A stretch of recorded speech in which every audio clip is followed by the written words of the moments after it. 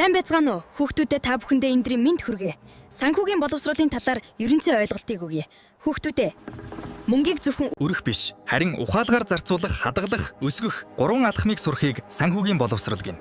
Ирээдүйн баян өөртөө өнөөдөр хөрөнгө оруулаарай. Хүүхдүүдээ санхүүгийн мэдлэгээ ердөө 1% өсгөхөд таны өрөнд орох эрсдэл 3 дахин буурч эдийн засгийн өсөлт нэмэгддэг. Дэлхийн банкны зөвлөснээр одоо л сурч эхлэх цаг шүү. Дэлхийн хамгийн өндөр хөгжилтэй орнуудын иргэд санхүүгийн мэдлэгээрээ тэргүүлж байна. Та нарч бас ирээдүйд улсынхаа өнгийг тодорхойлохын тулд санхүүгийн мэдлэгтэй дэлхийн иргэн болоорой. Өнөөдрийн хичээлээр бид хувийн санхүүгээ хэрхэн хөтлөх, төсөв зохиох, банк болон хөрөнгө оруулалтын суурь ойлголтыг сурна.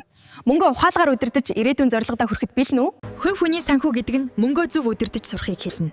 Орлого, зарлагаа хянж, хадгаламж үүсгэн, хөрөнгө оруулалт хийж, эрсдлээс өөрийгөө хамгаалаарай. Хүүхдүүдээ мөнгөө удирдах хамгийн амархан дүрэн бол point хувийг хэрэгцээндээ, хужтыг нь хүсэлтэд, харин үлдсэн 20%-ийг заавал хадгаламжиндаа хийх юм. Ингэж чадвал та хизээч мөнгө болохгүй. Тиймээс өнөөдрөөс эхлэн авсан мөнгө бүрээ энэ 3 халаасанд хувааж сураарай. Ирээдүйн баян өөртөө өнөөдөр амлалт өгцгөөе. Баярлалаа хүүхдүүдээ.